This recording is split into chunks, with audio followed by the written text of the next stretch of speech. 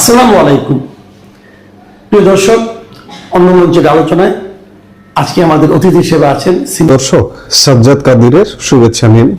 এই মুহূর্তে আপনাদের সামনে কথা বলবো পুলিশ হত্যা ও থানা লুটপাট। এবার কি তবে ফেসে যাচ্ছে জুলাই সন্ত্রাসীরা? 2024 সালের তথাকথিত গণ অভ্যুত্থানের দিনগুলোর কথা আমাদের নিশ্চয়ই মনে আছে। মানুষকে ব্ল্যাকমেইল করে কিভাবে রাস্তায় নামানো হয়েছিল এবং অন্যদিকে নজিরবিহীন সংঘাত। 5 অগাস্টের পট পরিবর্তনের পর দেশ এক নতুন অধ্যায়ে প্রবেশ করেছে, কিন্তু সেই উত্তাল সময়ে পর্দার আড়ালে ঘটে যাওয়া অনেক রক্তক্ষয়ী ঘটনা এখনো অমীমাংসিত।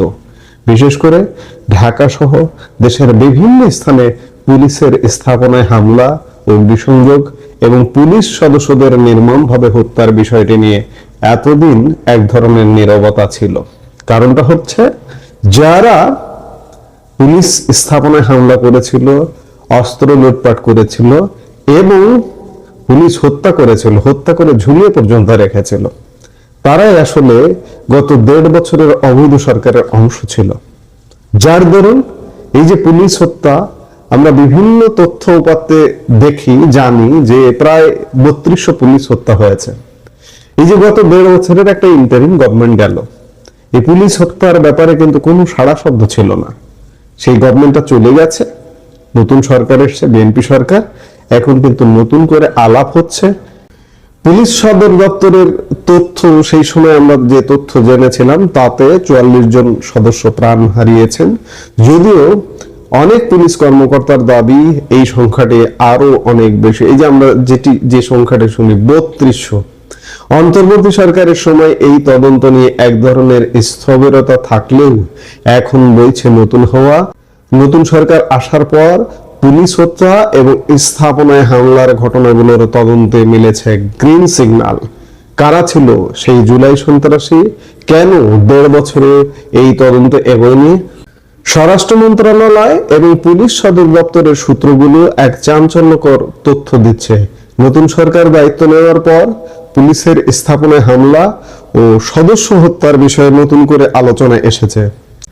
এখন পর্যন্ত এসব নারকীয় ঘটনার মাত্র 5টি মামলা হয়েছে, কিন্তু আশ্চর্যের বিষয় হলো আজ পর্যন্ত একজনকেও আটক করা সম্ভব হয়নি। কারণ এই সন্ত্রাসীরা যারা পুলিশ হত্যা করেছে তারাই ছিল সরকারের অংশ এবং একটা সাজানো নির্বাচনের মাধ্যমে তারা কিন্তু ক্ষমতাও দখল করতে চেয়েছিল, বিপ্লবী সরকার গঠন করতে চেয়েছিল, কিন্তু সব ক্ষেত্রে তারা ব্যর্থ হয়েছে।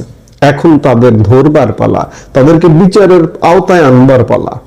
পুলিশের অনেক কর্মকর্তা এ বিষয়ে কথা বলার চেষ্টা করেছিলেন বিগত 1.5 বছরের অন্তর্বর্তীকালীন সরকারের সময়, কিন্তু অভিযোগ রয়েছে যে বিগত অন্তর্বর্তী সরকারের পক্ষ থেকে প্রয়োজনীয় সহায়তা পাওয়া যায়নি। তবে আলামত কিন্তু কিছুই মুছে যায়নি। পুলিশের একাধিক ইউনিট হামলার আগে ও পরের ভিডিও ফুটেজ এবং গুরুত্বপূর্ণ সব আলামত পরম যত্নে সংগ্রহ করে রেখেছে। একটা সুসময়ের অপেক্ষায় ছিল বলে মনে হচ্ছে। এতদিন কেন কাজ শুরু হয়নি? কারণ অন্তর্বর্তী সরকার থেকে কোনো সংকেত না পাওয়ায় পুলিশ সদর দপ্তর তদন্তের কাজে এগোতে পারেনি। তবে এখন পরিস্থিতি বদলেছে। পুলিশ সদর দপ্তরের বিশেষ বার্তা এসেছে, তদন্ত হবে এবং প্রতিটি ঘটনার গভীরে গিয়ে অপরাধীদের চিহ্নিত করা হবে। পুলিশ সদর দপ্তরের একজন ঊর্ধ্বতন কর্মকর্তা নিশ্চিত করেছেন যে এখন আর কোনো বাধা তদন্ত থামাতে পারবে না। তিনি স্পষ্ট ভাষায় বলেছেন, আমাদের কাছে পর্যাপ্ত আলামত থাকা সত্ত্বেও আগের সরকারের অসহযোগিতায় সব থমকে ছিল। এখন মামলা হলে অনেক রাঘব বোয়াল ফেসে যেতে পারেন।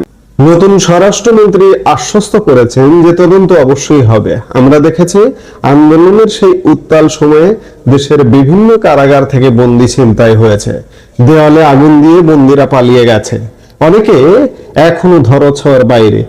এই পালিয়ে যাওয়া বন্দীদের ধরতে এবার বিশেষ অভিযান শুরু হতে যাচ্ছে। আর যারা দেশের বাইরে পালিয়েছে তাদের ফিরিয়ে আনতে ইন্টারপোলের সহযোগিতা নেওয়ার চূড়ান্ত সিদ্ধান্ত হয়েছে। আপনারা জানেন যে জুলাই আগস্টের সেই দিনগুলোতে দুর্বৃত্তরা থানা এবং ফাঁড়িতে হামলা চালিয়ে শুধু প্রাণহানি ঘটায়নি, বরং বিপুল পরিমাণ আগ্নেয়াস্ত্র লুট করেছে। এই লুট হওয়া অস্ত্রগুলো এখনো উদ্ধার হয়নি, যেন জননিরাপত্তার জন্য বড় হুমকি। 5টি হামলার মামলা হলেও বেশিরভাগ ঘটনায় কিছুই করা হয়নি। এই স্থবিরতা নিয়ে পুলিশের নিচের দিকের সদস্যদের মধ্যে তীব্র ক্ষোভ বিরাজ করছিল। তারা প্রকাশ্যে কথা বলতে না পারলেও মনের মধ্যে একটা চাপা উত্তেজনা ছিল। এখন সরকার থেকে সেই বার্তা যাওয়ার পর সেই ক্ষোভ কিছুটা প্রশমিত হয়েছে। তদন্তের জন্য ঊর্ধ্বতন কর্মকর্তারা দফায় দফায় বৈঠক করছেন।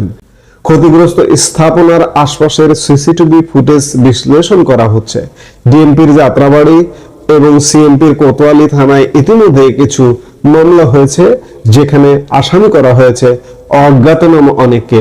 পুলিশের এক কর্মকর্তা দৃঢ়তার সাথে বলেছেন, ক্রিমিনাল ইভেন্ট কখনো তামাদি হয় না, অর্থাৎ অপরাধ করে পার পাওয়ার দিন শেষ।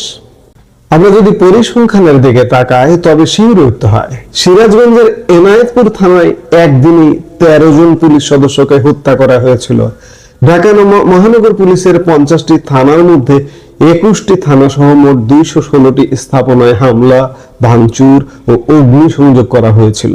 আগুনে পুড়ে ছাই হয়ে গেছে 13টি থানা এবং অসংখ্য টহল গাড়ি। যদিও আনুষ্ঠানিকভাবে সবগুলোতে মামলা হয়নি, কিন্তু পুলিশের ছায়া তদন্ত থেমে নেই। গোয়েন্দারা সিসিটিভি ফুটেজ দেখে দুর্বৃত্তদের শনাক্ত করার চেষ্টা করছেন। এখানে একটি গুরুত্বপূর্ণ বিষয় ডিএমপির সাবেক ওসিরা তুলে ধরেছেন। তাদের বক্তব্য অনুযায়ী আন্দোলনের সময় তারা ঊর্ধ্বতনদের নির্দেশে দায়িত্ব পালন করেছেন। তারা অনেক ক্ষেত্রে গুলি চালাতে নিষেধ করলেও ওপর মহলের চাপে তা করতে বাধ্য হন। এক পর্যায়ে উত্তেজিত জনতার বৃষ্টির মতো ইট পাটকেল আর বাইরে থেকে আসা গুলির মুখে আর টিকতে না পারে আত্মরক্ষার্থে ব্যবস্থা নেন। অনেকে পোশাক খুলে পালিয়ে জীবন বাঁচিয়েছেন, আর যারা পারেননি তারা মর্মান্তিক হত্যাকাণ্ডের শিকার হয়েছেন। তারা এখন চাইছেন সঠিক তদন্তের মাধ্যমে প্রকৃত দোষীদের চিহ্নিত করা হোক, যাতে নিরীহ কেউ ফেঁসে না যায়। বর্তমানে এক অদ্ভুত পরিস্থিতি তৈরি হয়েছে। পুলিশ সদস্যদের মামলার তদন্ত করতে গিয়ে খোদ তদন্তকারী কর্মকর্তারা বিব্রত হচ্ছেন। 5ই আগস্টের পর শেখ হাসিনা থেকে শুরু করে কনস্টেবল পর্যন্ত 1168 জন পুলিশ সদস্যকে আসামি করা হয়েছে। 2000-এর বেশি মামলার মধ্যে 612টি হত্যা মামলা। তদন্তকারী কর্মকর্তারা এজাহারের বর্ণনার সাথে বাস্তবতার অনেক অমিল পাচ্ছেন।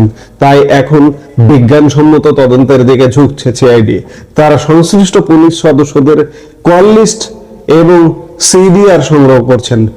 উদ্দেশ্য একটাই, নিশ্চিত হওয়া যে ঘটনার সময় ওই পুলিশ সদস্য আসলে কোথায় ছিলেন। সিআইডির কর্মকর্তারা বলছেন, অনেকে মোবাইল বাসায় রেখে অন্য এলাকায় গিয়ে হামলা করেছেন কিনা বা তাদের কমান্ড সার্টিফিকেট অনুযায়ী তারা সঠিক জায়গায় ছিলেন কিনা তা যাচাই করা হচ্ছে। এছাড়া বিভিন্ন টেলিভিশন চ্যানেলের ফুটেজ এবং পত্রিকার ছবি সংগ্রহ করে নিবিড়ভাবে বিশ্লেষণ করা হচ্ছে। সত্য লুকানোর কোনো জায়গা আর অবশিষ্ট নেই। যদি আমরা মামলার সংখ্যা দেখি তবে দেখা যায় ঢাকাতেই সর্বোচ্চ 333টি মামলা হয়েছে। এছাড়া চট্টগ্রাম, রাজশাহী, সিলেট, খুলনা এবং ময়মনসিংহে কয়েকশো মামলা রুজু হয়েছে। এই তদন্তের মূল লক্ষ্য হওয়া উচিত ন্যায় বিচার। তথাকথিত ছাত্র জনতা যেমন অন্যায়ের শিকার হয়েছে, তেমনি পুলিশ বাহিনীর যারা হত্যাকাণ্ডের শিকার হয়েছেন তাদের পরিবারেরও বিচার পাওয়ার অধিকার আছে। অপরাধী যেই হোক, জুলাইয়ের সেই উত্তাল সময়ে যারা ধ্বংসলীলা চালিয়েছে এবং রক্ত ঝরিয়েছে তাদের আইনের মুখোমুখি হতেই হবে। সত্যিকার অর্থে এই তদন্তটা যদি সঠিকভাবে হয় তাহলে এই যে অন্তর্বর্তী সরকারটা গেল, এই অন্তর্বর্তী সরকারের অনেক রাহবোয়াল ফেসে যাবে। এই যে ছাত্র নামের যে সন্ত্রাসীগুলো, এগুলো অনেকে ফেসে যাবে। এবং আমরা গত 1.5 বছরের যে একটা বিভীষিকাময় সময় পার করেছি, সেই সময়ে যারা হোতা তাদের শুধু পুলিশ নয়, বিভিন্ন ক্ষেত্রে তদন্ত হওয়া উচিত। এবং এই যে গত সরকারটা যে ছিল, সেই সরকারটার দুর্নীতি, অনিয়ম, এই যে ছোট ছোট ছাত্র, তারা হাজার হাজার কোটি টাকার মালিক হয়ে গেছে। তারা কোথায় পায় টাকা, কোথায় পেয়েছে টাকা? গত 1.5 বছরের দুর্নীতি, এগুলো সব তদন্ত হওয়া উচিত। আমরা প্রত্যাশা করি যে সব তদন্তে আসবে এবং বিচার হবে। আসসালামু আলাইকুম রহমতুল্লাহি ওয়া বারাকাতুহু। সম্মানিত দর্শক, আওয়ামী লীগ সম্ভবত ইতিহাসের একটি ভয়ঙ্কর ঝুঁকি নিতে যাচ্ছে। বাংলাদেশে যে সকল আওয়ামী লীগ নেতৃবৃন্দ রয়েছেন তারা যেভাবে নড়াচড়া করছেন, কলকাতাতে, আমেরিকাতে, দিল্লিতে এবং ইংল্যান্ডে যে সকল নেতা রয়েছেন, তাদের কথাবার্তা শুনলে যে জিনিসগুলো মনে হচ্ছে যে তারা খুব দ্রুত বাংলাদেশে ফিরবেন এবং এটি কয়েকটি স্তরে তারা এই কাজগুলো করবেন এবং তারা আইনের কাছে নিজেদেরকে সমর্পণ করবেন। এবং যখন তারা এই আইনের কাছে নিজেদেরকে সমর্পণ করবেন, ঠিক সেই সময়টাতে বাংলাদেশের টোটাল বিচার ব্যবস্থা রীতিমতো আন্তর্জাতিক চাপের উপর পড়বে। আওয়ামী লীগের যে সকল নেতৃবৃন্দ এই মুহূর্তে দেশের বাইরে আছেন, ধরুন পররাষ্ট্রমন্ত্রী ডক্টর মোমেন, তো ডক্টর মোমেনকে যদি কেউ নাজেহাল করার চেষ্টা করে কোনো আইন আদালত কোর্ট কাছারিতে, সঙ্গে সঙ্গে সেটা পৃথিবীতে ভাইরাল হয়ে যাবে। দ্বিতীয়ত, আওয়ামী লীগ যেটা বোঝার চেষ্টা করছে এখন যে তাদের জীবনের সবচেয়ে বড় ভুল হয়েছে, সবচেয়ে বড় ভুল হয়েছে যে মবের ভয়ে গণভবন থেকে হেলিকপ্টারে করে শেখ হাসিনাকে যে দিল্লিতে পাঠানো হয়েছে, এই কাজটি আওয়ামী লীগের যে সবচেয়ে বড় ভুল হয়েছে। শেখ হাসিনা যদি থাকতেন এবং সেক্ষেত্রে যদি গণভবন ভেঙে লোকজন ঢুকতো এবং সেনাবাহিনী যদি তাদের দায়িত্ব পালন করতে না পারত, পুরো সেনাবাহিনী ডিসব্যান্ড হয়ে যেত, পুরো সেনাবাহিনী ডিসব্যান্ড হয়ে যেত এবং সেই ঝুঁকি সেনাবাহিনী কোনোদিন নিত না, যেটি হয়েছে শ্রীলঙ্কাতে। এরকম একটি উদ্ভূত পরিস্থিতি বাংলাদেশের মধ্যে ঘটছে। রাজাপাকসে তাকে সেই সেনাবাহিনী তাদের হেলিকপ্টারে করে নিজেদের একটা বেজে নিয়ে গেছে। তো নিজেদের একটা বেজে নিয়ে গেছে এবং সেখানে তারা কিছুদিন ছিল এবং সেখান থেকে তারা আবার নির্দিষ্ট সময় ফেরত আসছে। বাংলাদেশে ধরুন ডক্টর শিরিন শারমিন চৌধুরী, ইকবালুর রহিম, এরা তো এখনো পর্যন্ত সেই সেনাবাহিনীর তত্ত্বাবধানে আছে, বাংলাদেশে আছে। তো শেখ হাসিনা থাকতে পারতো, কেউ একটু শব্দ করতে পারতো না, কেউ একটু শব্দ করতে পারতো না। আবার শেখ হাসিনাকে যদি আইন শৃঙ্খলা রক্ষাকারী বাহিনীর কাছে হস্তান্তর করতে হতো, সেখানে তার সম্মান মর্যাদা রক্ষা করেই তাকে করতে হতো। আদারওয়াইজ বাংলাদেশের যে রাষ্ট্রীয় বিধি ব্যবস্থা এটি প্রশ্নের মুখোমুখি পড়তো এবং ভারত এখানে সরাসরি হস্তক্ষেপ করার মতো ঝুঁকি নিত যদি শেখ হাসিনার উপর তেমন কিছু হতো। তো ফলে পুরো পরিস্থিতিতে সেনাবাহিনীর যে সকল কর্তাদের কথা, যে সকল উপদেষ্টাদের কথা শুনে শেখ হাসিনা হেলিকপ্টারে উঠেছে, আর সেই হেলিকপ্টার নিয়ে আবার সামরিক বিমানে করে যেভাবে সে দিল্লিতে চলে গেছে, এই জিনিসটি তারা এখন বুঝতে পারছে তাদের একটা রাজনীতির ব্ল্যান্ডার। ঠিক একই ঘটনা কিন্তু ১/১১-র সময় ঘটেছিল। ১/১১-তে শেখ হাসিনা অনেক স্ট্রং ছিলেন মানসিকভাবে, তাকে বিদেশে পাঠানোর প্রাণান্ত চেষ্টা করা হয়েছিল, তিনি যাননি। তারপরে তিনি যখন বিদেশে গেলেন, যেন বিদেশ থেকে না আসেন, প্রাণান্ত চেষ্টা করা হয়েছিল, তিনি সর্বশক্তি নিয়োগ করে ইংল্যান্ড থেকে তিনি বাংলাদেশে ফিরে এসেছিলেন। ফলে ফিরে আসার পর তিনি জেলায় গেছেন, সবকিছু হয়েছেন, কিন্তু আওয়ামী লীগ ক্ষমতায় ফিরে পেয়েছে। একইভাবে বেগম জিয়াকে কিন্তু জেনারেল মঈনু আহমেদের জমানাতে ব্রিগেডিয়ার বারিকের দায়িত্ব দেওয়া হয়েছিল তাকে বিদেশে পাঠানোর জন্য, এবং তিনি একেবারে শতভাগ রাজি হয়ে গেছিলেন। কাপড় চোপড় রেডি করে তিনি যাবেন এবং তাকে মানে ক্যান্টনমেন্টের মইনুল হোসেন রোডের বাসভবন থেকে নিয়ে তারপরে শেষে বিমানবন্দরে পৌঁছে দেবেন ব্রিগেডিয়ার বাড়ি। এই কথাগুলো আমার বলা না, ব্রিগেডিয়ার বাড়ির টেলিভিশন টক শোতে তিনি এই কথাগুলো বলেছেন প্রকাশ্যে।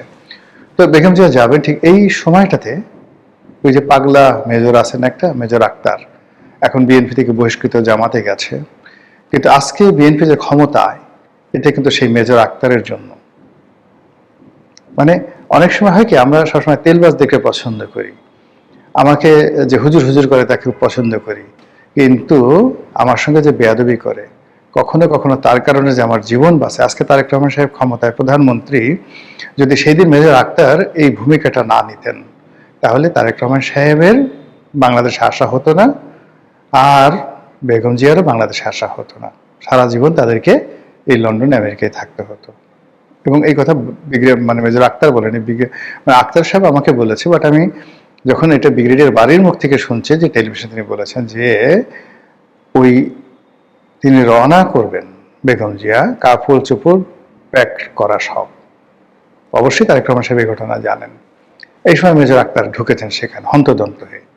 ঢুকে তিনি এই অবস্থা দেখে তিনি অবাক হয়ে গেছেন। তিনি ম্যাডামকে বললেন যে, ম্যাডাম কি শুরু করছেন আপনি? আপনি যদি চলে যান রাজনীতি থেকে, কোনোদিন আর বাংলাদেশে আসতে পারবেন? বিএনপি থাকবে, বিএনপির কোনো লোক আর জীবনে কখনো অর্গানাইজ হতে থাকবে, আপনি যেতে পারবেন না, মরে গেলেও যেতে পারবেন, আমার লাশের উপর দিয়ে যেতে হবে। দ্যাট ওয়াজ দ্য ডায়ালগ, আমার লাশের উপর দিয়ে যেতে হবে। বেগম জিয়ার একটা ভালো গুণ ছিল কি জানেন? এই বেগম জিয়া মেজর আক্তারদের মতো লোকদেরকে তিনি শুনতেন। কর্নেল অলির মতো লোকদেরকে, যারা মানে বিএনপির এখন যারা নেতৃত্ব, তাদের দৃষ্টিতে বেয়াদব, অকৃতজ্ঞ, কিন্তু এই কর্নেল অলির সাথেই বেগম জিয়ার সবচেয়ে বিশ্বস্ত সম্পর্ক ছিল। এই সাইফুর রহমানের সাথে বেগম জিয়ার সেই সম্পর্ক ছিল। তিনি এই কথাগুলো শুনতেন। তো শোনার ফলে কি হলো, সেই যাকে বলা হয় বেগম জিয়া থেকে গেলেন, নতুন ইতিহাস রচিত হলো, 1/11 হলো। এবং ওই যে তিনি 1/11-এর সময় যে টিকে গেলেন, এরপর তাকে আবার বিদেশে পাঠানোর জন্য শেখ হাসিনা কত চেষ্টা করেছে।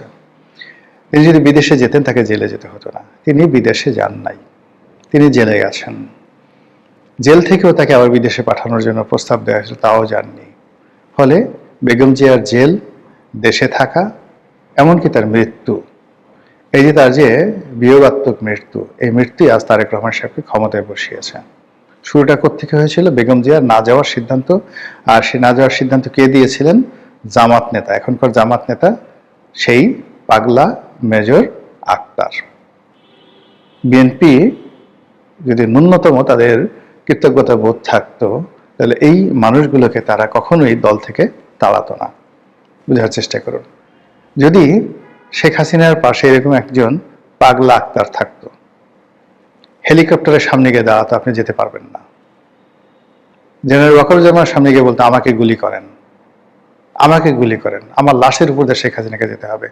আজ আপনার যদি সাহস থাকে, আপনি খুলে দেন, গেট খুলে দেন, জনগণ আসুক, আমাকে এবং শেখ হাসিনাকে পাড়াই মারুক। That was the decision. কিন্তু শেখ হাসিনার পাশে ওই সময়টাতে এরকম কেউ ছিল না। সবাই পালিয়ে গেছিল, সবাই কান্নাকাটি করছিল, এবং সবাই তাকে পালিয়ে যাওয়ার জন্য প্ররোচিত করেছিল, তার সন্তান থেকে শুরু করে সবাই। এবং তিনি একটা সময়, শেষ সময়টা পর্যন্ত আমি যতটুকু জানি, যেটা জেনারেল ওয়াকারুজ্জামানও বলেছেন, অন্যান্য বিভিন্ন সূত্র থেকে আসছে, যে তিনি বলেছিলেন, আমি মরে যাব কিন্তু আমি দেশ ছাড়বো না, আমাকে মেরে ফেলুক, আমি দেশ ছাড়বো না, আমি ক্ষমতা ছাড়বো না, কোনো কিছু ছাড়বো না। সে কিন্তু তার জিদ শেষ পর্যায়ে রেখেছিল। কিন্তু তার আপনজন, সেটা শেখ রেহানা, সেটা সজীব ওয়াজেদ জয়, জেনারেল ওয়াকারুজ্জামান থেকে শুরু করে এই দীর্ঘদিন তিনি যাদেরকে বিশ্বাস করেছেন, প্রত্যেকটা মানুষ তাকে হেলিকপ্টারে উঠে পালিয়ে যাওয়ার জন্য প্ররোচিত করেছে। ফলে বেচারি সিদ্ধান্ত নিতে পারেননি। আর এখন এমন একটা জায়গা থেকে মাইনকার সিপায় পড়ে গেছেন যে ওখান থেকে রাতারাতি তিনি যে ফিরে আসবেন, সিদ্ধান্তটা তার একার নয়। তারেক রহমান সাহেব যেভাবে লন্ডনে ছিলেন, তার ফিরে আসার সিদ্ধান্তটা একার নয়। তদ্রূপ এই যে এখন তিনি যে দেশের বাইরে আছেন, সেখান থেকে ফিরে আসাটাও শেখ হাসিনার একার সিদ্ধান্ত নয়। তো এই জন্য তিনি তার যারা নেতাকর্মী, যারা সাহসী, তাদের সঙ্গে তিনি কথাবার্তা বলছেন এবং সবাইকে বলছেন যে তোমরা আত্মসমর্পণ করো, যে যার মতো করে জেলে যাও যদি রাজনীতি করতে চাও।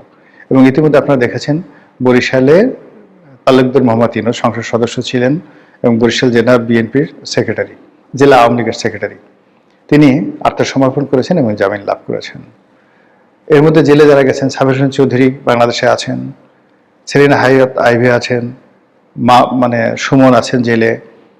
মানে এই মানুষগুলো, মানে যারা যারা আছেন জেলে, এদের মধ্যে অনেকেই, এই যে সুনামগঞ্জের মান্নান সাহেব আছেন, মানে আওয়ামী লীগের যারা, মেজর রফিক এখন জেলে যাননি, তারা বাইরে আছেন, এমনকি শাহজাহান ওমর তিনি জেলে আছেন। এই মানুষগুলো না যদি রাস্তায় বের হয়, এরা সবাই সাহসী, এরা সবাই রাজনীতিতে পোড় খাওয়া, এবং এরা আওয়ামী লীগকে সুসংগঠিত করতে পারবে। তার সঙ্গে যদি বাইরে থেকে যারা আছেন, যেমন মহিবুল হাসান চৌধুরী আছেন, এনামুল হক শামীম আছেন, ইকবালুর রহিম তো ক্যান্টনমেন্টে আছেন, হয়তো সম্ভবত, আমি জানি না, শিরিন শারমিন চৌধুরীর সাথে তিনিও আছেন, শিরিন শারমিন চৌধুরী আছেন। তো এই এখন আপনি দেখেন, এই যে লোকগুলোর নাম বললাম, এই লোকগুলোর সাথে সাথে আপনি ওই যে গ্রাহায়ণ গণপূর্ত মন্ত্রী ছিল সমরে জল করিম আছে, এদের তো আসলে এত বেশি বদনাম হয়নি, মামলা আছে, মোকদ্দমা আছে, কিন্তু এদের মুখ ওভাবে পচে যায়নি, ওদের মুখ ওইভাবে পচে যায়নি। ওই যে আমাদের পররাষ্ট্রমন্ত্রী ছিলেন সেই আবুল মাল্লা আব্দুল মুহিত সাহেবের যে ছোট ভাই ডক্টর মোমেন, তিনি আছেন, এরকম অনেকে আছেন যাদের আন্তর্জাতিক ফেজ আছে, ভ্যালু আছে, সততা আছে, জুলুম করেননি, অন্যায় করেননি, ঘুষ করেননি, দুর্নীতি করেননি, পরিস্থিতির কারণে তারা দেশের বাইরে আছেন। ওই যে আলাউদ্দিন নাসিম আছেন, একসময় মানে শেখ হাসিনার খুব কাছের লোক ছিলেন, ছাত্রলীগের চিটং বিশ্ববিদ্যালয়ের সভাপতি ছিলেন। তো এই মানুষগুলো অনেকে আছেন যাদের বিরুদ্ধে মামলা আছে, মোকদ্দমা আছে, কিন্তু তাদের ফেস ভ্যালু আছে, এখনো যথেষ্ট ফেস ভ্যালু আছে, বুদ্ধি আছে, গ্রহণযোগ্যতা আছে, দক্ষতা আছে। তার সঙ্গে সঙ্গে এই বাংলাদেশেও কিন্তু আমলাতন্ত্রের মধ্যে সাবেক সচিব, সাবেক জেনারেল মানে অনেকেই আছেন। যেমন ধরেন এই যে জেনারেল আকবর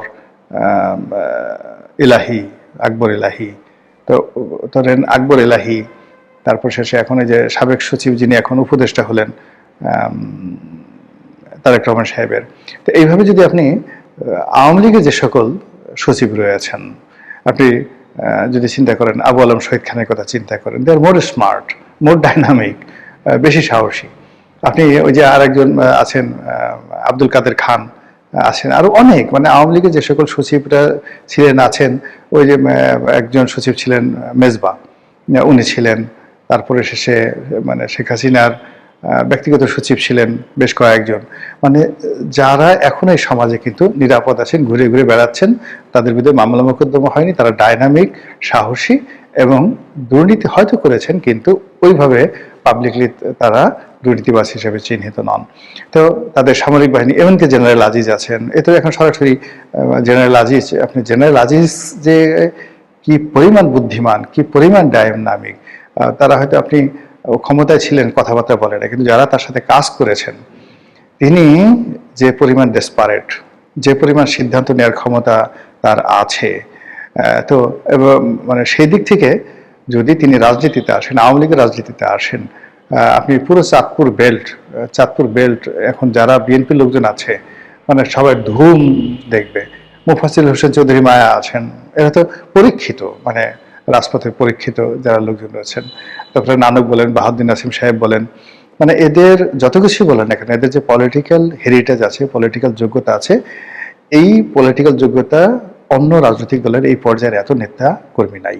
এখন এরা যদি দলে এসে সবাই জেলে যায় এবং প্রতিদিন কোর্টে হাজির হয় জেলখানা থেকে, প্রতিদিনই মিডিয়া তাদেরকে কভার করবে। এখন ধরেন সালমান যে কবার আসছে, বা তারপরে আনিসুল হক যে কবার কোর্ট থেকে আনা হচ্ছে, শাহজাহান খানকে আনা হচ্ছে, মিডিয়াকে আপনি ফেরাতে পারছেন? বারবার আপনাকে স্মরণ করে দিচ্ছে আওয়ামী লীগ আছে, আওয়ামী লীগ আছে। এভাবে যদি আওয়ামী লীগের ৩-৪ হাজার নেতাকর্মী যারা সেলিব্রিটি, তারা যদি জেলে যায়, তাদের বিচার হয়, আচার হয়, তারা যদি নিয়মিত হাসপাতালে যায়, চিকিৎসা করতে তাদেরকে আনা হয়, প্রতিদিনই শুধু আওয়ামী লীগের নিউজই ডেইলি আসবে, অন্য কোনো নিউজ। সেখানে তারেক রহমান সাহেব যে আজকে সেই ট্রাফিক জ্যামে আটকে আছেন, এই খবর কেউ দেখবে না যদি শেখ হাসিনা বাংলাদেশে আসেন এবং তাকে আজকে কোর্টে হাজির করা হবে, এটা হবে প্রাইম রিপোর্ট। তো সেক্ষেত্রে এই নেতাদেরকে ধাপে ধাপে আত্মসমর্পণ করিয়ে, শেখ হাসিনা নিজেও ভারতকে রাজি খুশি করিয়ে এই মানে আইন আদালতের কাছে আত্মসমর্পণ করার জন্য তিনি যে সিদ্ধান্ত নিয়েছেন, এবং সেটা যদি তিনি বাস্তবায়ন করতে পারেন, যেটা আমি শুনেছি, তাহলে বাংলাদেশে যে কি হবে রাজনীতির সমস্ত হিসাবগুলো উল্টে যাবে। মহান আল্লাহ আমাদের সবাইকে হেদায়েত দান করুন এবং হেফাজত করুন। আসসালামু আলাইকুম ওয়া রাহমাতুল্লাহি ওয়া বারাকাতুহু।